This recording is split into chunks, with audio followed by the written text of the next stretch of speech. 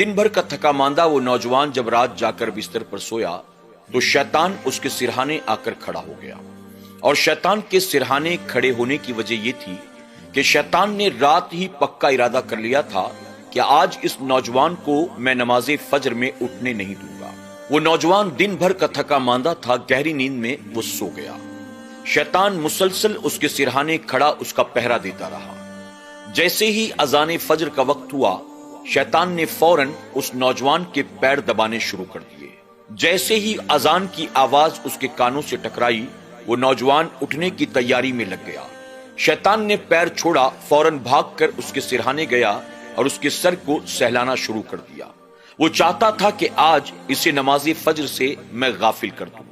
उसने तेजी के साथ उस नौजवान के सर को सहलाया ताकि वो सो जाए, लेकिन वो नौजवान अपने जिस्म से चादर को हटाकर उठकर बैठ गया। जब शैतान ने यह देखा कि ये उठकर बैठ गया तो वो तिलमिला गया। शैतान बहुत रोकने की कोशिश करता है, लेकिन नौजवान अपने बिस्तर से उठा।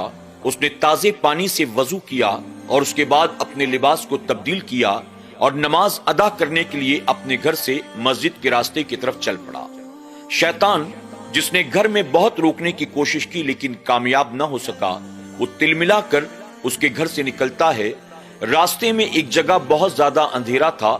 शैतान वहां पर जाकर पैर फैलाकर बैठ जाता है। नौजवान जब उस रास्ते से गुजरा, अंधेरे की वजह से उसे रास्ते में पैर फैलाए बैठा हुआ शैतान नजर नहीं आया।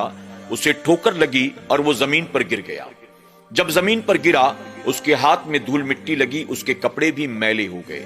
वो नौजवान उठा, अपने हाथों को साफ करता हुआ अपने घर की तरफ पलटा।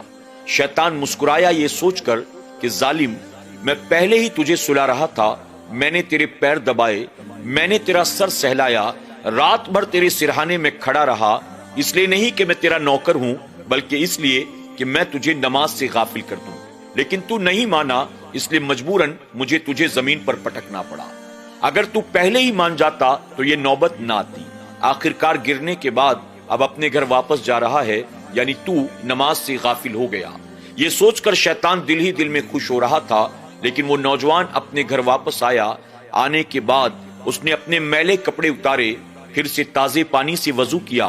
वजू करने के बाद दोबारा दूसरा कपड़ा पहना और फिर घर से वो मस्जिद के रास्ते पर चल पड़ा। शैतान और गुस्से में आ गया।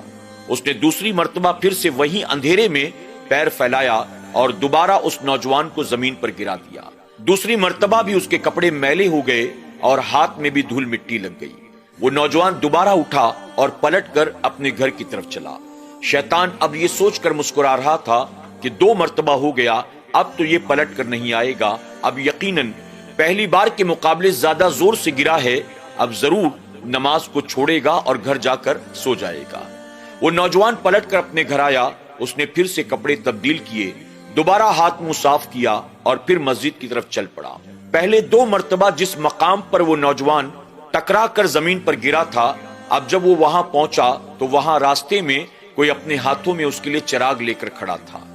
जैसे ही नौजवान करीब पहुंचा, चिराग वाले शख्स ने कहा, देखो संभालो, 2 बार तुम गिर चुके हो, अब गिरना नहीं, जरा संभाल कर आना।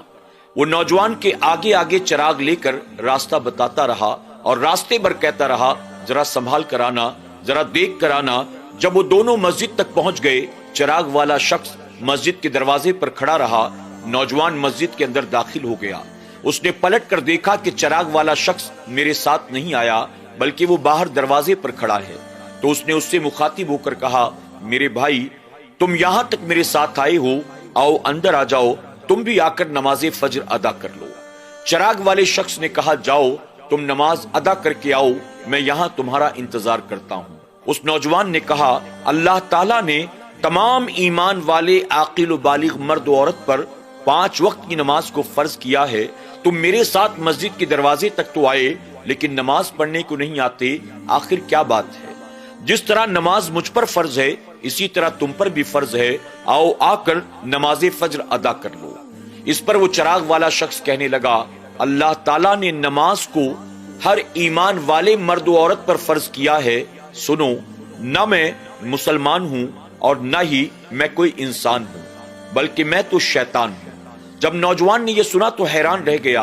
उसने कहा, تم شیطان ہو ایسا لگتا تو نہیں. شیطان کا کام لوگوں کو نماز سے غافل کرنا، شیطان کا کام لوگوں کو مسجد سے دور کرنا. آج تم مجھے مسجد تک لے کر آئے ہو اور تم نے مجھے مسجد تک پہنچایا ہے. آخر شیطان ایسا نیکی کا کام کیسے کر سکتا ہے؟ نہیں، تم شیطان نہیں ہو سکتے. تو شیطان نے یعنی چراغ دکھانے والے شخص نے کہا میں سچ کہہ رہا ہوں، میں انسان نہیں ہوں، میں شیطان ہوں، اور جو میرا کام ہے وہ میں اچھی طرح سے جانتا ہوں. میں رات بھر تمہارے سرہانے کھڑا رہا، میں نے تمہارا سر سہلایا، میں نے تمہارے پیر دبائے، لیکن پھر بھی تم نماز فجر کے لیے اٹھ گئے. جب مجھے غصہ آیا تو میں نے راستے میں تمہیں 2 مرتبہ گرایا، پھر بھی تم نہیں مانے اور نماز فجر کے لیے آئے.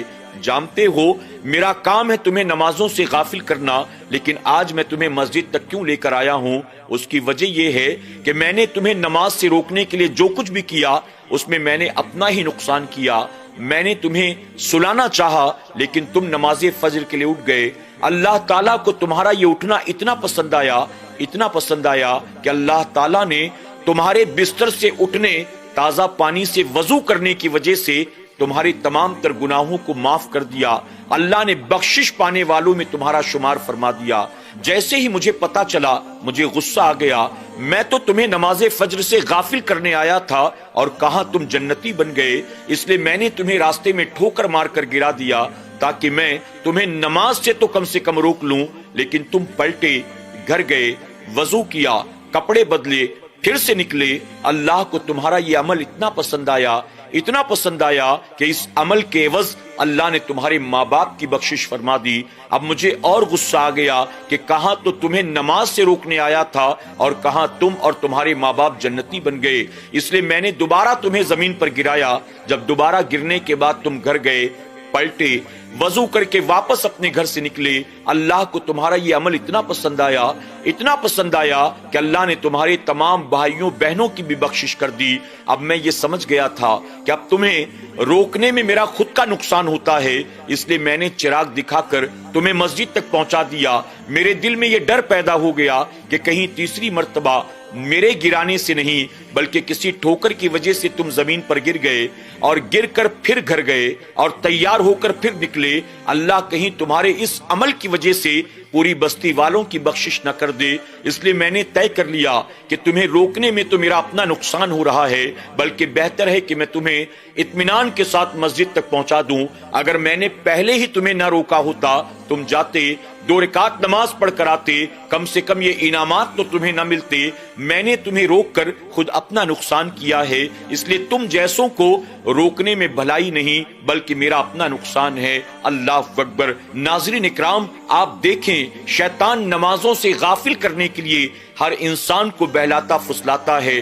کبھی ان کے پیر بھی دباتا ہے، کبھی ان کے سر سہلاتا ہے، کبھی دل میں دنیاوی وسوسات پیدا کرتا ہے، کبھی نمازوں کے وقت انہیں کرکٹ کے میچ دیکھنے کے لیے بٹھا دیتا ہے، کبھی ٹی وی سیریل ڈراموں کی وجہ سے انہیں نماز سے غافل کرتا ہے. ایک ہم ہیں کہ شیطان کے اشارے پر ناچتے ہیں اور ایک ایک کر کے نمازیں قضا کرتے ہیں، اور ایک وہ نوجوان تھا جس نے شیطان کا مقابلہ کرتے ہوئے نماز فجر ادا کی، اور اللہ تبارک تعالیٰ کو اس بندے کا عمل اتنا پسند آیا کہ وہ اکیلا جنتی نہیں ہوا. اس کے اس عمل نے اس کے ماں باپ کی بھی بخشش کرا دی، اس کے بھائیوں بہنوں کی بھی بخشش کرا دی. پتہ چلا اگر خاندان میں یا گھر میں کوئی ایک نیک ہو تو اس ایک نیک کی نیکی سب کے کام آتی ہے. اب اگر تمام لوگ نیک بن جائیں تو یقیناً ہمارا معاشرہ سنور جائے گا. یہ زمین بہت خوبصورت جگہ بن جائے گی جہاں اطمینان ہوگا، سکون ہوگا، محبت ہوگی،